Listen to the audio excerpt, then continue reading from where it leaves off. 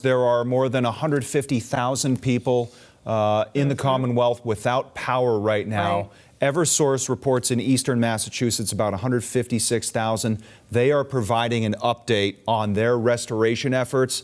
If we have that, can we listen in? Switching orders, and we switch up the area where we think the repairs are so they can safely go to work. So you would say that some crews haven't even gone home? So many of the crews haven't gone home. They're working 18-hour shifts, bedding down for 6 hours, and they're back at it. They get a breakfast and coffee if they're at a hotel or the area work center. We provide a bag lunch, and they eat it when it's safe to do so out in the field.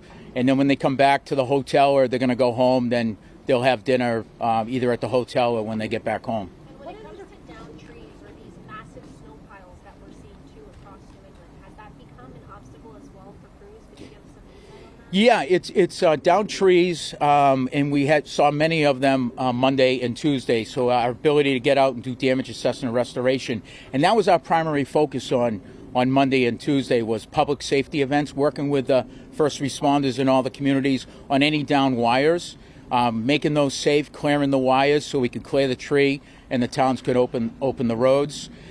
We've moved away from public safety. It looks like we have all the block roads accomplished from what I'm understanding. But this is a perfect example where even though all the block roads are opened up, when we go over there, you have a broken pole that's surrounded by a big pile of snow. We have to remove that snow with a backhoe so the crews can set the new pole and do their work. So those challenges will continue, and that's one of the resources we've brought in. And backhoes are a premium right now in plow trucks because of the amount of snow we had. But we have a lot of plow trucks and backhoes that are working in advance of these crews so we can get things ready. When they arrive, they can go right to work. What is it about this storm that has made restoration efforts so difficult compared to some storms we've seen in the past? It's the wind. On Monday, the wind for that long period of time, we started taking damage around 4 o'clock in the morning, and that wind continued, and the amount of snow till early evening on Monday. We did what we could for public safety, but the amount of snow, our ability to get around, I think you all reported the Route 44 and the off ramps, people were just trapped, and the ability for us to get around on Monday and even Tuesday was nearly impossible. And apologies if you mentioned this earlier. Do you know exactly how many crews you have spread out over this area?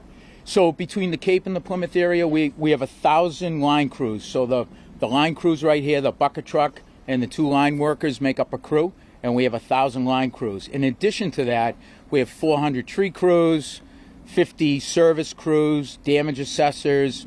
So in total, we probably have 2,000 crews out doing different aspects of restoration, but we have about 2,000 crews out in both of those areas. That's without the mutual aid. That's without the mutual aid. So we got an additional 6 crews. We have 36 crews coming in tonight from Rhode Island, and we have a good contingent to get all the lights back on. And when you talk about the wind, I've read some folks saying this bolsters the argument that the power lines should be underground. Can you talk about just that idea and what the cost might be associated with it? Sure. So the infrastructure, we saw hurricane force winds, in this area, and the system's designed for that type of winds. Our poles, our wires, the connectors up on top of the cross arms. The wire just doesn't sit on top of the insulator. It's secured there. The primary driver of the overhead lines coming down are trees. That's our number one driver of outages in New England, is tree-related outages as a result of wind or the snow. You can certainly underground the utilities. It's expensive because it costs more to dig and get permission in the public way to put all that infrastructure in. And then when you do have a failure, the ability to do fault locating, I'm going to see here, it takes a little bit longer. Predominantly we're an underground system in Boston. There is some underground areas here in Plymouth, but predominantly this is an overhead type area. We were in this area yesterday and we noticed a ton of gas stations were closed. Did that impact your guys at all? So we have resources. We have fuel resources. So for our crews and our internal crews, we bring in diesel and gasoline to support. And then gasoline station, we would provide generators if needed. If MEMA said that was critical for the Commonwealth. We do provide generators to get schools, warming shelters, those type of things. That's one of the coordination things that we do. And just once, I know you mentioned at the top, but what are the current numbers in terms of outages right now, and when you, bottom line, people can expect to have their power back on? So yesterday we established a global ETR, estimated time of restoration, which is Friday at 11:59, and we wanted to establish that just to give our customers an indication on when we expect to have the last customer back on. But we know that we're going to restore customers quicker. As I mentioned, I think the total number is right now from the storm, we've restored 185,000 customers, and we currently have about 160,000. So we had more customers restored than we have out right now, right, which is a good indicator. So right now our teams, our engineer, our operating people are looking at the events, getting the information in from the damage assessments, and we're refining that ETR. And once we have the areas identified, we're going to notify them in the hub, and we'll push that information out and bring in some of those estimated time of restorations for those customers. Is that 11:59 p.m. on Friday? Yeah, 11:59, basically midnight on Friday. Yes. Is that Plymouth and the Cape you referred to? Just Plymouth? Yeah, Plymouth and the Cape. So prior to meeting you guys, I was looking at, because we have some weather in Western Mass. It's snowing out there. We have a winter storm, and also the Metro West area in Western Mass. We don't see any other trouble in Boston, Metro West, or the Springfield area, so it's operating well.